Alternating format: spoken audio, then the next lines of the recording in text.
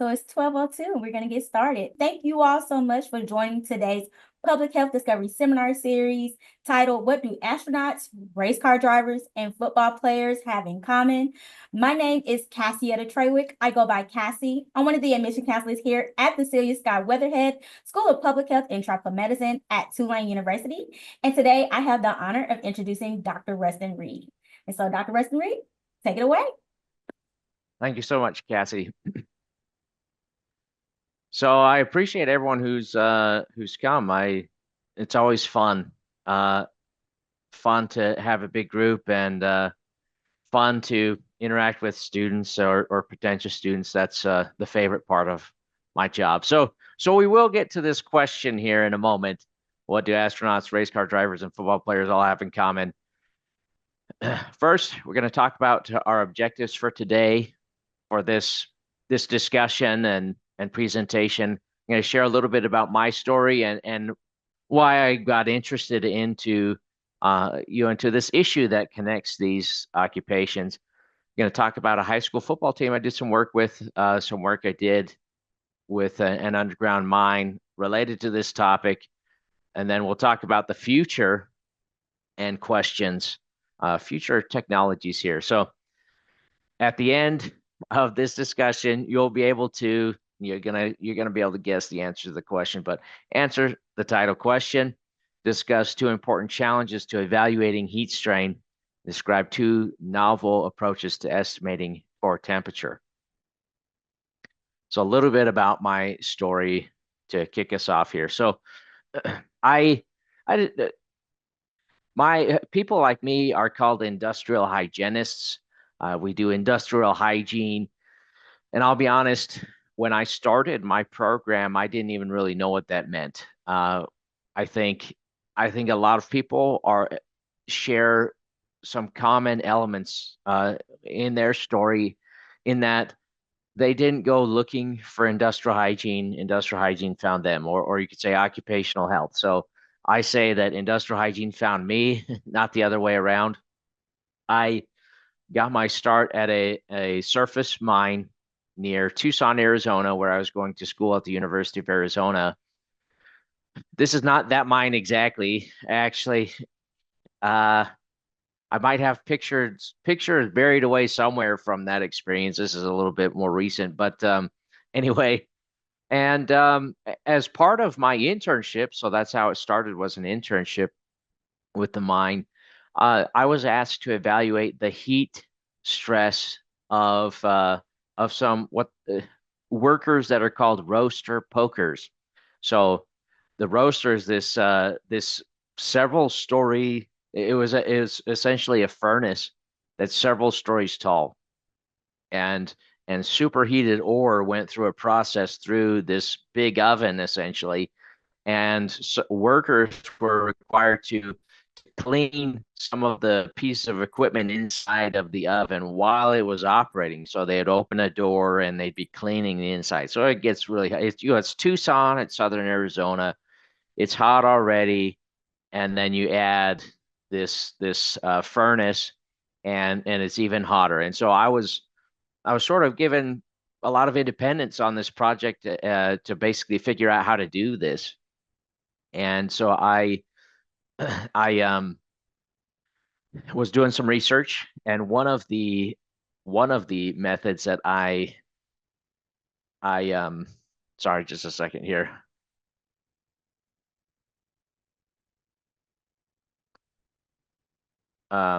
Just having a pop up.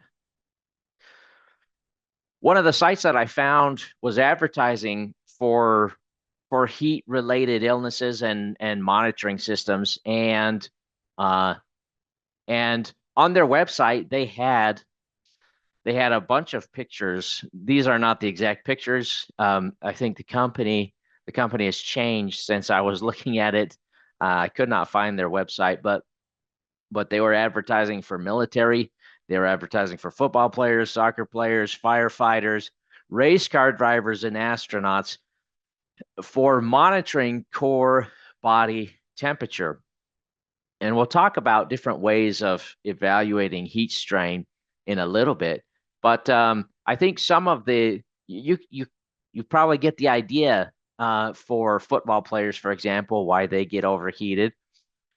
If you think about the story of Gatorade, I'm curious if anyone is familiar with the story of how Gatorade became a thing. If you're, if you are familiar with that, just say yeah or whatever in the chat. Just acknowledge that. It's a pretty cool story. I guess I'll just give the 1 minute overview of that. So the it, like Louisiana, Florida is very humid, gets very hot. And one of the issues with humidity, actually, not just being hot, but also very humid, is that when you sweat, it actually doesn't pull heat away from your body like it's designed to. So you don't get as much benefit from sweating. And so when it's humid, you sweat and you sweat and you sweat and you just keep sweating and you lose electrolytes. And so the Florida Gator football team partnered with a company that is now called Gatorade to develop an electrolyte drink, something to replace those electrolytes. Now there's lots of different brands, lots of different products, but that's where that came from. So I think everyone gets that. With firefighters, that's obvious. They're they have all this gear that they're wearing, and not always, but some of their calls involve fires. Makes sense. Military now, not these personnel, because they're in the water, probably not suffering from heat strain at that moment, but they also have to wear a lot of gear, do a lot of they exert themselves quite a bit in desert environments often, and so it makes sense. Same with soccer players as with football players, a lot of exertion, often in hot environments. But I'm curious on your ideas as to why race car drivers and astronauts would be at risk for heat-related illnesses. So why do you think? I want you to think about that for a moment and put in the chat why you think astronauts and race car drivers are in this group. Why might they be at risk for a heat-related illness?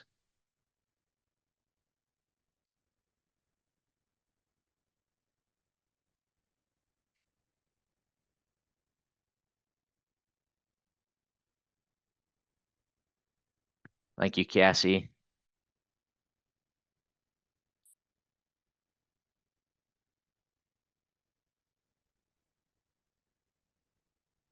Oh, Crystal says chat is currently disabled.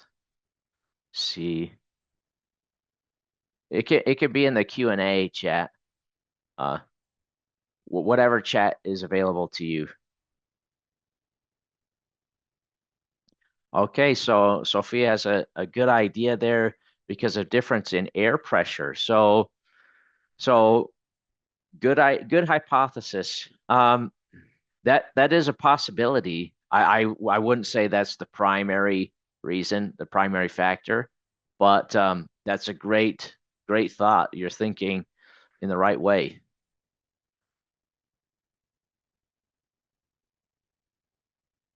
Okay, good. So the gear they wear, and that's a big part of it. So remember with the Florida Gators example, sweating is essentially that is the primary way your body regulates its temperature when it comes to heat.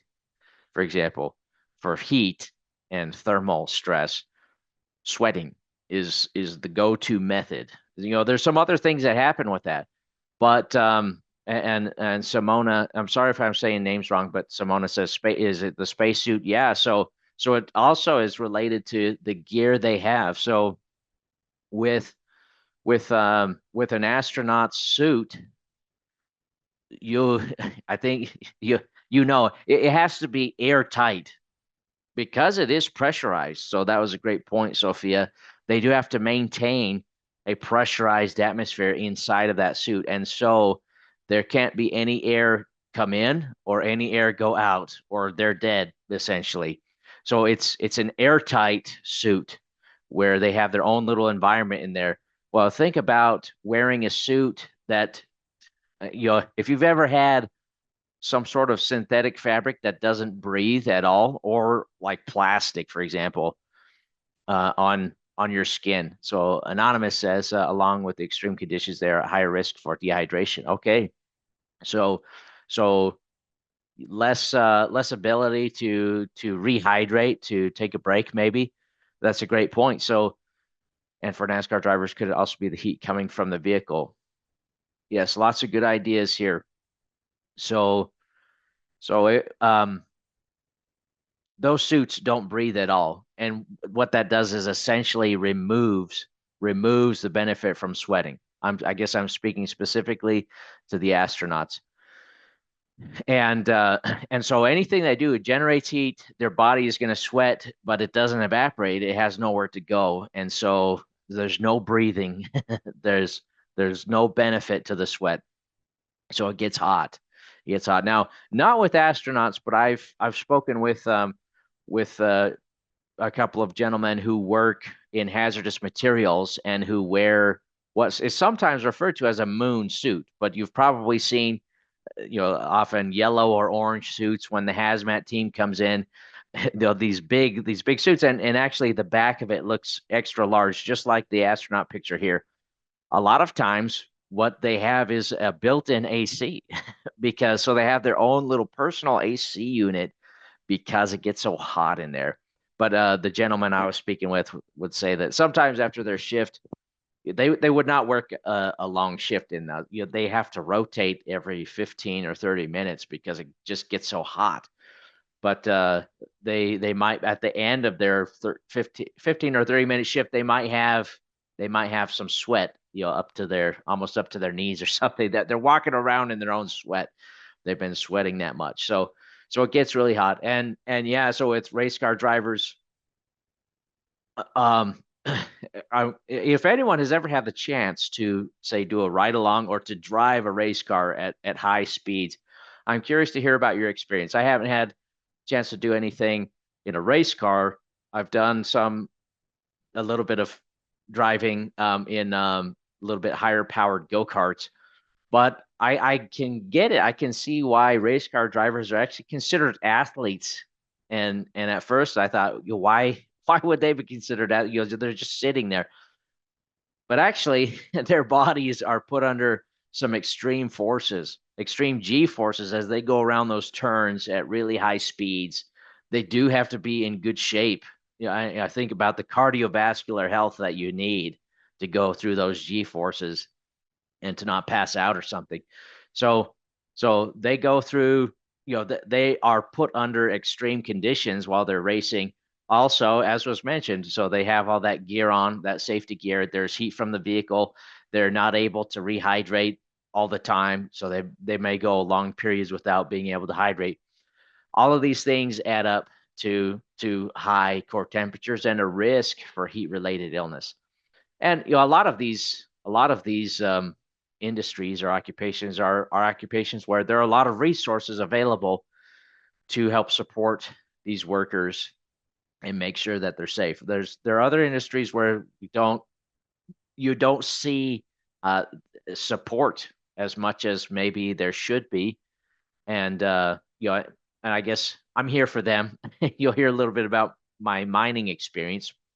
So we're going to move from our question to a little bit more about some broad ideas with heat stress and heat strain, and then we'll talk about the high school football team.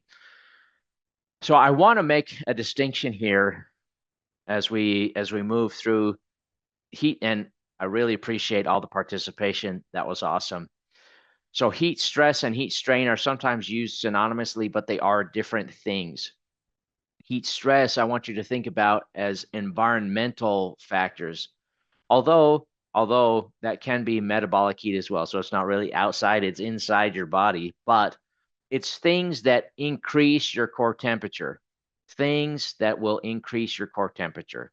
So if you're working out, then you're generating a lot of metabolic heat, and that's going to be mostly what's increasing your core temperature, unless you're, well, I guess, you in the summer in Louisiana, if you're running, jogging 5 miles at 1 p.m., you're going to have a lot of environmental heat loading, is what we would call it. So the environment is going to be contributing heat to your body, and yeah, and not a great idea necessarily unless you're in prime shape.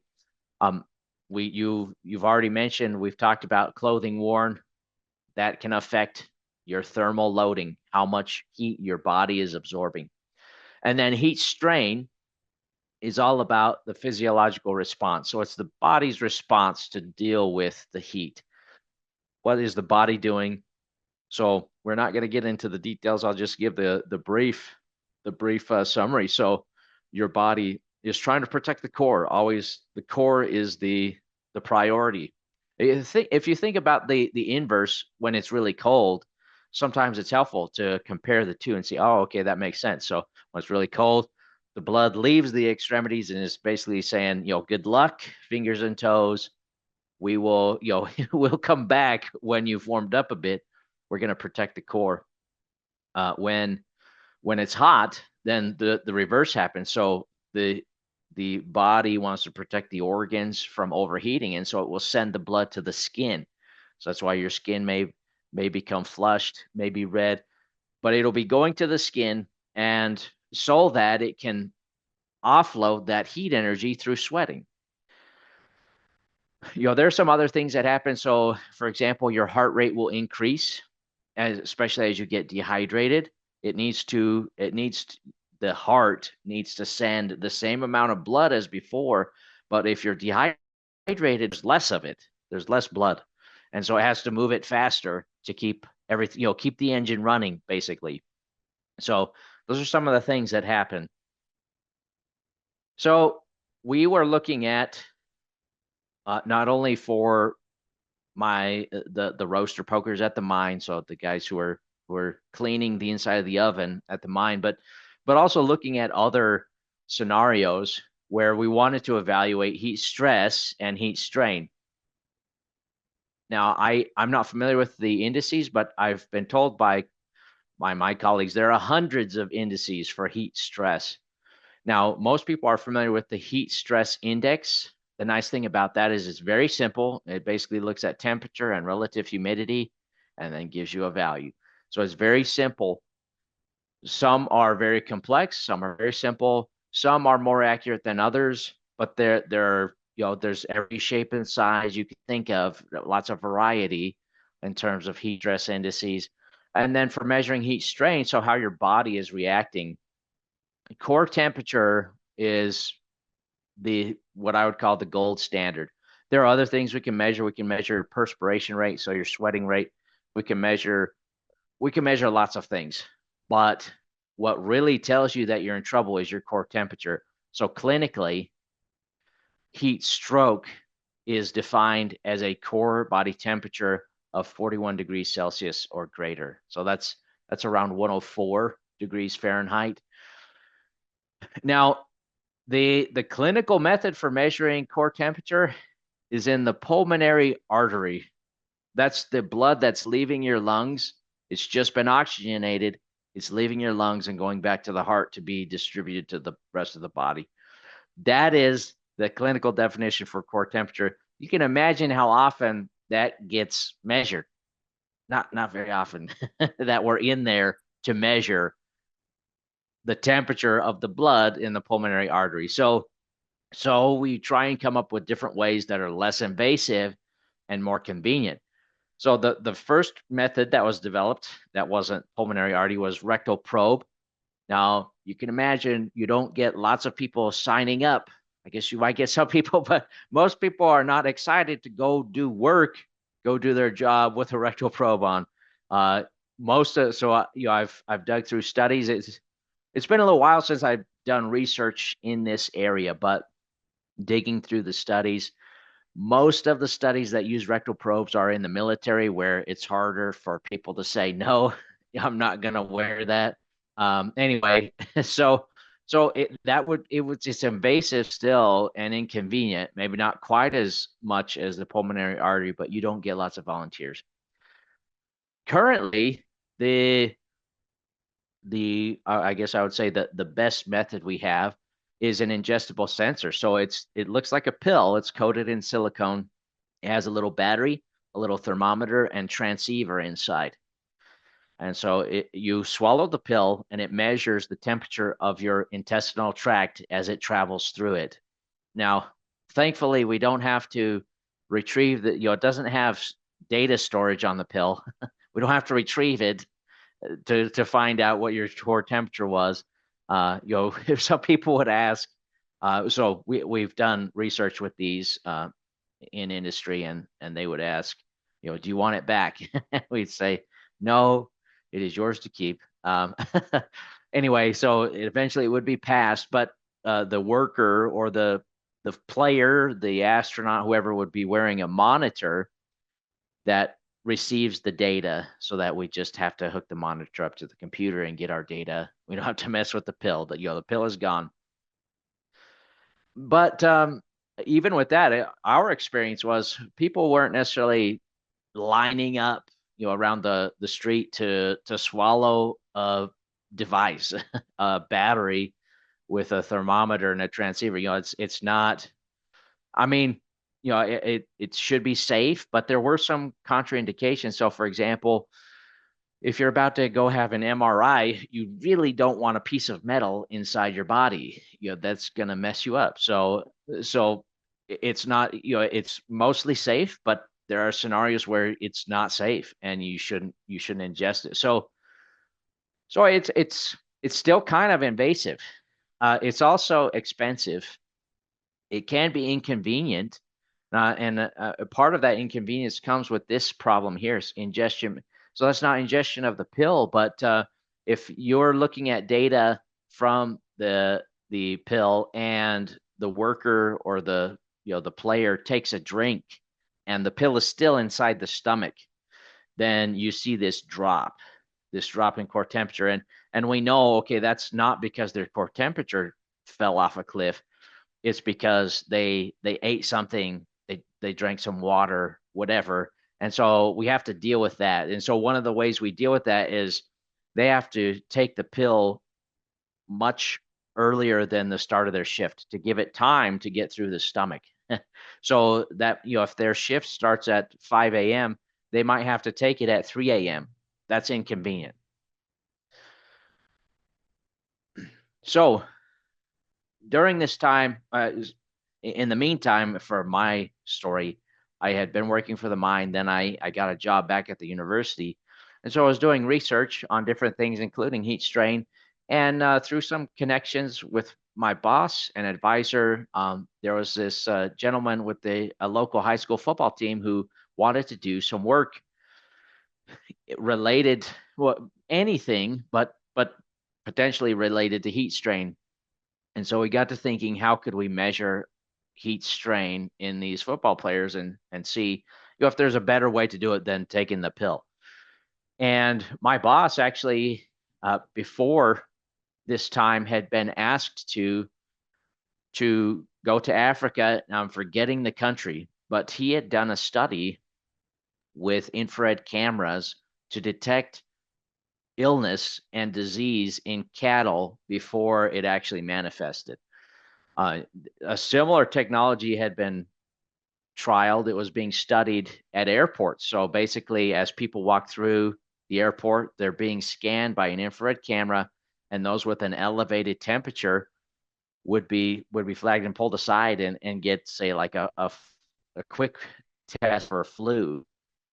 I will say, that is a really nice camera they have. It has good resolution. Most infrared cameras, the cheaper ones, have a resolution more like this, what you see with the cows. But so that was a really nice camera.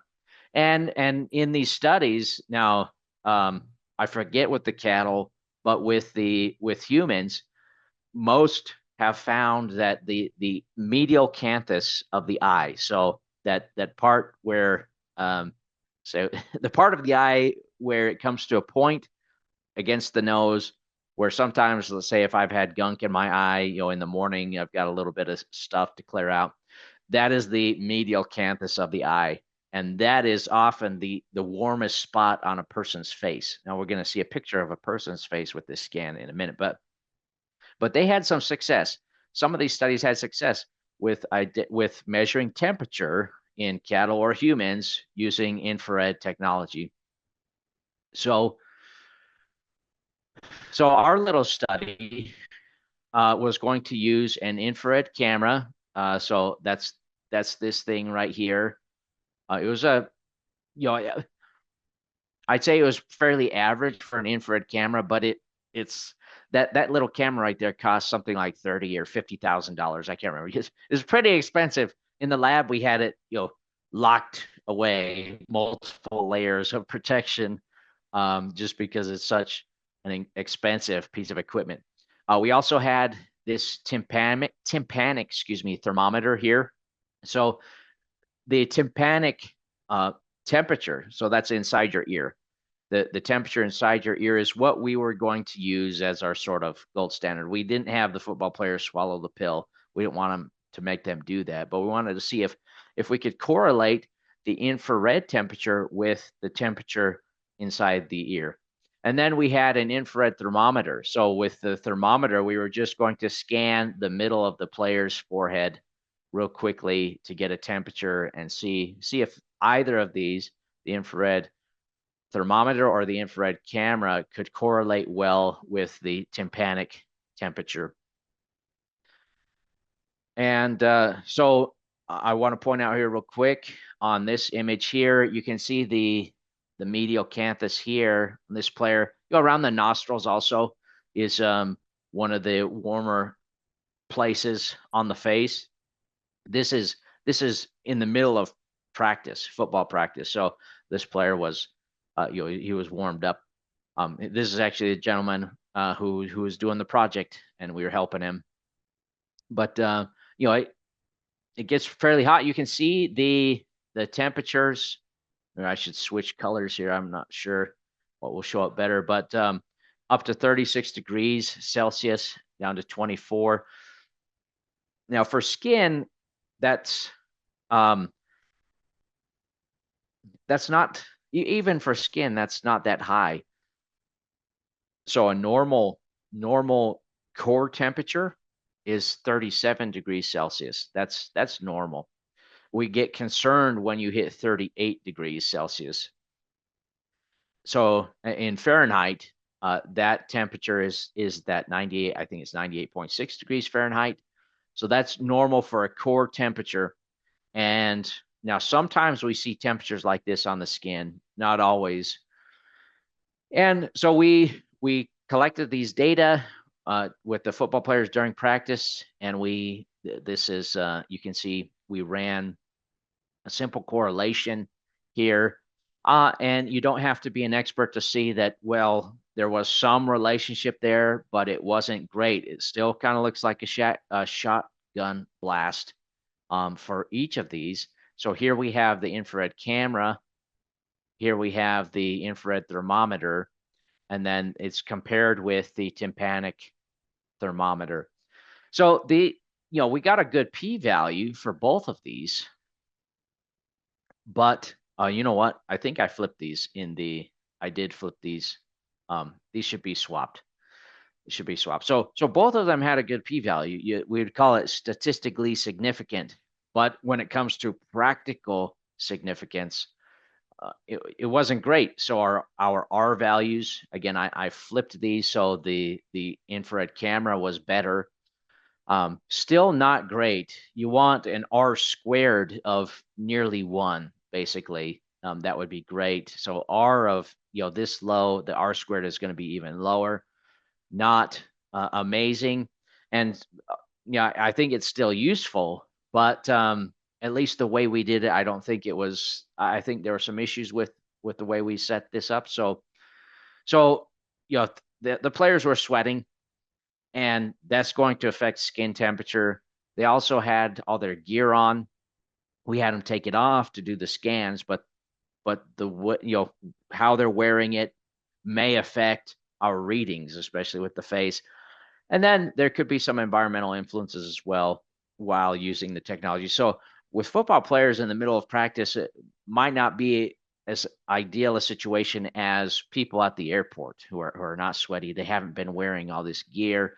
So we had some confounders that made it the infrared not necessarily a great option for measuring temperature in the football players. The team had several protocols, for concussions and for heat strain, all these different policies in place. We were looking for a way to help them find the goal. The goal in all of this is to identify that potential issue with heat strain before it becomes heat stroke, even before heat exhaustion. We want to prevent players, we want to prevent workers from reaching that point. And I will share one quick example with football. So it's not Iowa State, but University of Iowa football team. This is several years ago. It might be over 12 years ago. I remember reading in the news about an incident where several, maybe even 24 of their football players were admitted to the ER with a condition called rhabdomyolysis. Whoops, rhabdomyolysis. And if you're familiar with medical terminology, you know that myo means muscle, and lysis means to cut or to break apart. And I'm trying to remember what the rhabdo means. I'm forgetting, but essentially what happens here is the players were getting so hot from their practice. It's the Midwest. The Midwest is an interesting place because it can get very hot and humid in the summer, and then in the winter it can get very, very cold. So they were getting overheated during practice. The muscles heat up so much that they start to break down. You get denaturing of those proteins. Those proteins enter the blood, and the rhabdo may have something to do with the kidney. I don't remember, but the issue here is that that protein reaches the kidneys and it messes the kidneys up. Let's put it that way. You are at risk of kidney failure if you don't, if this becomes really extreme and you don't get it treated. So that was a situation of those football players, and that's not totally uncommon, unfortunately, for football players or soccer, is to have a practice that's so intense. And that's kind of, the timing for football season is towards the end of that, the middle summer, end of summer, leading into the fall, where it gets really hot and you're at an increased risk there of heat related illness. So that's just one example. Now we're going to shift to underground mining, where in this study, we did have the workers take the pill, and we measured core temperature. Now, I don't want to get into all the details here, but I just want to point out that one of the reasons underground mining can be miners can be at greater risk of heat stress and heat strain is that the geology is such that it's very hot in the mine. Now, some people ask, well, is it the depth of the mine? And that's part of it, but not really. That's not. There are some very deep mines that are cool. They're not that hot, but there are some that aren't as deep and are very hot. This one is fairly deep, so the work we did at this mine, this picture is from this mine, is 7,000 feet deep, and really what drives the heat stress, is the geology. So the rock underneath this mine is very dense. And what that means is it transfers that heat energy very efficiently from the core, from lower layers of the geology, lower strata. It transfers that heat efficiently up to the mine. And so, and I'm shifting to Fahrenheit here, I guess, but but the rock surface temperatures in this mine were 180 degrees Fahrenheit, and the water that was pouring into the mine. So this is a shaft mine. What they do is they sink a shaft down, and this one was 7,000 feet. And they're underwater lakes and rivers, and so the water table was, I don't know where it was exactly, but well above the bottom of the mine, and so there's water that's always pouring in. And over time, this it dissipates somewhat, but still, and I think it was the last time I presented in the Discovery series, I had some video of this, and it's like it's raining all the time, and the water is nearly as hot as the wall. So it's hard to work. It's hard to work in that environment, not just for the humans, but the machines as well. Think about the rust and just all of the issues. Anyway, lots of issues with extracting that material. So we've talked a little bit about the rectal probe, how it's not a great option. We talked about the ingestible sensor and some of the reasons why it's not a great option. So some of the other options is a model where you enter some information. It's called the predictive heat strain model. You enter some information in, and it estimates the core temperature based on your inputs. Now, it's been shown to be decent. This is the R value. So 0.59 to 0.74, that's decent. A lot of that depends on your ability to use the model. So to make sure you get good inputs and the way you use it, you could probably increase this a little bit, but it's difficult and it's not great. Our goal here, my goal anyway, is to get to under a 5% error with these technologies. So if we look at skin temperature, this is from one study. They got down to this is the root mean square error. Basically, what that means is the error is in the units we're using, Celsius. Now, I want to explain the 28% here. So we have 1 degree Celsius to play with. Above 38 degrees Celsius is when you're considered at risk.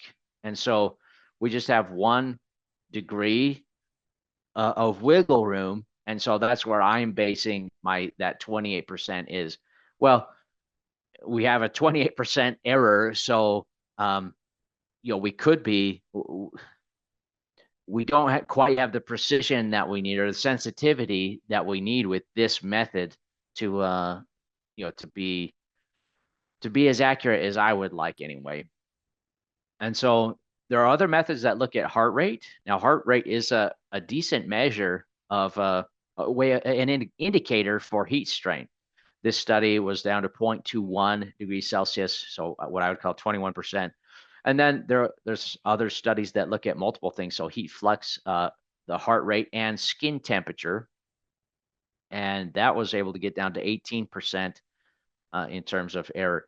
So there's been a lot of work on this, and these studies are a little bit older.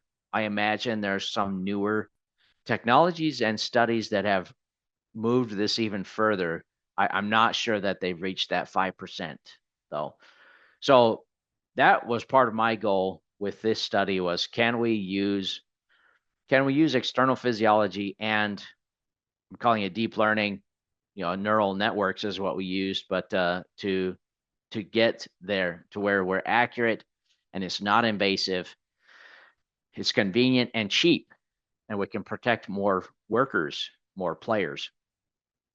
So sensors are all over the place now, so it should be fairly easy to find sensors that we can use to do this cheaply. And we looked at all of these things. So I think you're familiar with heart rate and respiration rate, skin temperature as well. Acceleration is measured with a gyroscope inside or an accelerometer inside of the phone. So we're getting motion and movement. How much is this person moving? And then also galvanic skin response this isn't exactly what it is, but it's used sometimes as an indication or an indicator of hydration. So it looks at electrical signals between two different points on the skin, and the more signal, generally the more hydrated you are. But that's not exactly what it is. So again, this was several years ago, but I was thinking, well, if Google, there was I can't remember who it was. There's a company that sent diapers to this family's home and was like, "Oh, congratulations!" And the the uh, the father was like, "What is this? Why are we getting diapers?"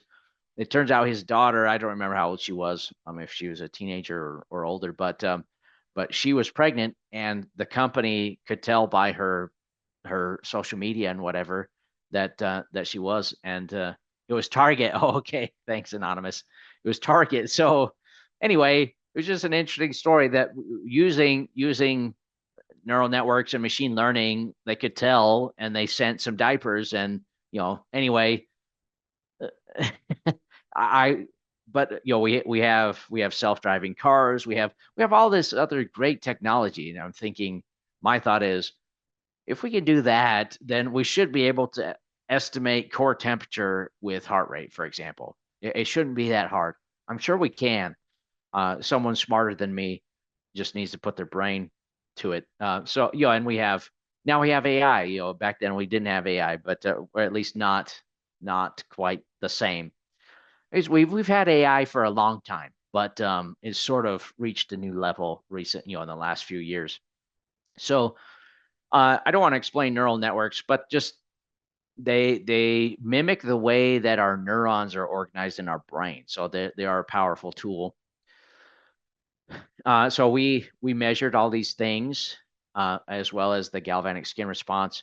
We had the worker wear this like a chest harness thing that has the equipment on it. For the galvanic skin response, he had to wear this as well, and that kind of we debated on that because it makes it harder to do work with that. Anyway, and then so those were all our uh, independent variables. Our dependent variable was core temperature. So he swallowed the pill, did his work, and just did early in the morning to try and avoid the issue I was talking about with the pill still being in the stomach. Make sure it gets through the stomach, so we don't have any issues there. And worked for 419 minutes, so almost a full day, an 8-hour shift. And so it was just one. This is just an N of one. Uh, what you're about to see. We only collected one, but we had some good results. So this is what the data looked like, the raw data. So the red is core temperature, the light blue is skin temperature, dark blue is heart rate, and the green is respiration rate. We did not graph motion from the accelerometer or the galvanic skin response here. And so real quick, a lot of text here, but basically MATLAB has a neural network toolbox. I am not a data scientist. At one point, I kind of toyed with the idea of doing that. And then I realized, to do data science, you have to, that field moves so fast. A lot of data scientists have trouble keeping up, who are totally focused on it, have trouble keeping up with all the advancements. I decided I better just stick with what I know. So I am not an expert with neural networks, but MATLAB makes it easy to use them. That's just some of our parameters. The one thing I want to point out is that you can set up a lag. So the heart rate may peak, but you might not see the core temperature go up until later. So we played around with different delays, settled on the 30-minute delay.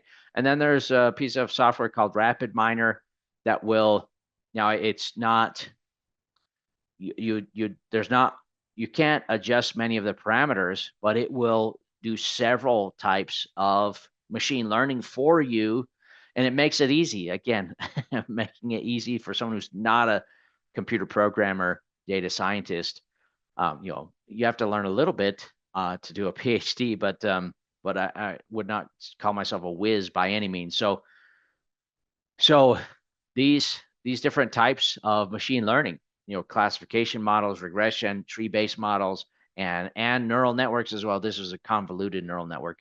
So we ran all of those different tests, and so this is the RMSE that and the units are in degrees Celsius, and then our different types of machine learning here. Now, one caveat here, or disclaimer, so the artificial neural network performed very well. It was an N of one, so that could change if we open that up to say 30 people to 50 people. It could get better, it could get worse. More data, you never know exactly what more data will do to your study. But so it could be better, it could be worse.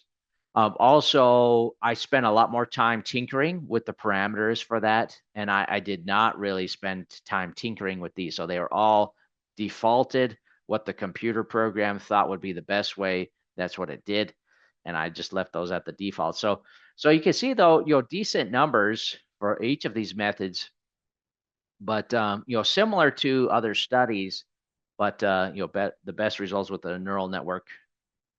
And then this is the R squared. So if you're at 1, then that's awesome. And you want to be as close as you can to be to 1. And so with the artificial neural network, we got pretty close to 1. With the others, not terrible, but not as good as we were hoping. And then this is just again that scatter plot for the artificial neural network.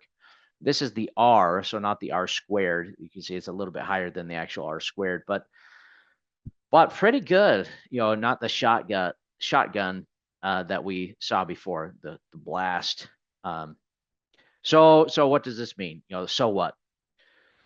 Well, I do think we are well positioned to monitor and estimate heat strain and core temperature just using like a Fitbit, for example, or an Apple Watch, whatever, Samsung. I don't want to exclude anybody. Whatever you use to track fitness and your heart rate. I think I don't think it would take that much to bridge that gap. I think we're pretty close. And I think I um so we could use something that measures the actual core temperature, and then use machine learning to bridge this gap so that we can just use the watch, the fitness tracker, whatever to estimate that. We've got more and more powerful tools for machine learning. I think we're close, and it really shouldn't be that hard. Now, again, the why do we do this? Well, I do notice when those news stories pop up of, and usually it's football players. Now, I'm sure this happens frequently in industries that are less well known, so construction, mining, oil and gas, where workers are experiencing heat exhaustion or heat stroke and maybe dying, but we don't hear about it as much as we do with, say, football players. So all of everyone is important. The players, the workers, they're important to me, and I don't want to see those stories. That's the goal, is to make something easy and convenient and inexpensive that can be used by almost anyone to estimate core temperature and predict when heat exhaustion and heat stroke are coming before they happen, so that we can take some measures to prevent it. I guess we have a little bit of time, so I will share my vision, and I've kind of touched on it already, but I've shared this with others before, and that is, when you turn on the light at your house or turn it off, whatever, but I want you to think about the people that were involved with making that happen. So I'm not going to spend the time to walk through the different industries. I think I've done it before in this series, but there are tens of thousands, maybe even hundreds of thousands of people who are directly involved with making your light turn on when you flip the switch. And my goal, and the goal of all industrial hygienists, is to make sure that those people who are responsible for your light coming on when you flip the switch, they get to go home safe and healthy every day, that when they reach retirement age, that they can enjoy their retirement, that they're not crippled by disease, by injuries, that they can have meaningful conversations with their loved ones, they can play with their grandkids, whatever it is they're wanting to do in retirement. That is my goal. And And I hope that soon, someone smarter than me will have put together this for heat stress and heat strain. Maybe someone listening to this presentation will be the one to do it. So I appreciate all the participation and would like to open it up for any questions. Thank you so much, Dr. Reed. And so if you have any questions, please drop them in the Q&A chat. If you're feeling the telltale signs of heat stress besides alerting someone, was the best thing to do first? Great question. Great question, Anonymous. So with now one of the tricky things with heat stroke is that you start to get confused and mentally you are not all there. Uh, Studies have actually shown that a small increase in core temperature actually makes you sharper. It's kind of like you've warmed up. You've warmed up and your mind is better. But then after a certain point, and we don't know where this is, then it starts to get worse, and then it will get really bad. Um, so the main thing is to stop anything that's contributing. So if you're in the sun, you need to get in the shade. If you're working hard or working out, you need to stop. If you're getting dehydrated, you need to hydrate. Uh, so those are the main things. Now, if you're getting something like cramps, for example, then well, that's a time to replace electrolytes. Or if you can tell, just you've been sweating a lot, even though you're hydrating, you might need to replace electrolytes. Um, so those are typically the big three things is and what happens often is usually someone's out in the sun, they're working hard and they're not drinking enough. So address those three things first, and you need to cool yourself down. So whatever you can do to do that. I'm not saying jump in an ice bath. You might go into shock if you did that, but cool yourself down. And that could be a towel that's wet you put over yourself. There's lots of different things. Pouring the water on yourself, whatever you need to do to cool down. Great question. What are the tool skills a prospective student need to learn to be able to work in this project? Great question, Simona. So yeah, it could be MATLAB and or machine learning related. It kind of depends on what role you would like to play. So I used to think that, oh, well, I'm going to try and do it all. I want to do everything, and I've realized that that's not necessarily the best approach. Um, it's good to have kind of a team of people, even if it's just two people. But so you'll need someone on the field side collecting data, and you'd need someone on the analysis side doing the analysis. I would say so. I am not up to speed on all the different types of machine learning that are available in data science these days, but I think, and I've had discussions with people. It wouldn't have to be neural networks. There are other machine learning methods that might work better that I just didn't know about or didn't try. So having someone who's pretty good with those data science skills and being able to identify a few different options that look promising. So that could be you could be that person, or you could be the person who is collecting the data. And at least in my opinion, that's not as hard.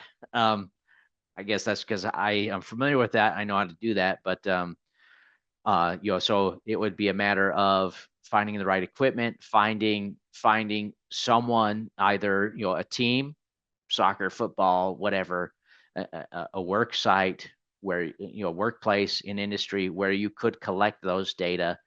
It's always best to have real world data. It could be any athlete, really. I'm focused on football and soccer, but it could be any type of athlete, marathon runners, whatever. Someone who can coordinate all of that. So getting the equipment, meeting with the subjects, and doing all the research side of things. So I hope that answered your question, Simona. Um, Unfortunately, I can't answer the machine learning aspect that great because um, I am not up to speed on everything that's available these days. And you're welcome, Anonymous. This has been a great presentation. Can you tell us more about industrial hygiene program? um, yeah, real briefly. So it's a 47 credit program. Most of our students are working professionals who work full time while they're going to school, and so they typically take 2 classes a semester. That's about our average. So it takes about 3 years to complete for those students. We are ABET accredited. We and we There are some things that we require of our students that not all programs do. I think it makes our students more competitive and prepared for the CIH exam, if you're familiar with that. But yeah, if you have more questions about that, you can ask me. You can email me, rreed3@tulane. All right. Well, if we don't have any more questions, again, thank you all so much for joining today's Public Health Discovery Seminar Series. Thank you so much, Dr. Reed, for presenting today. And so you all have a wonderful day and see y'all back for the next seminar series.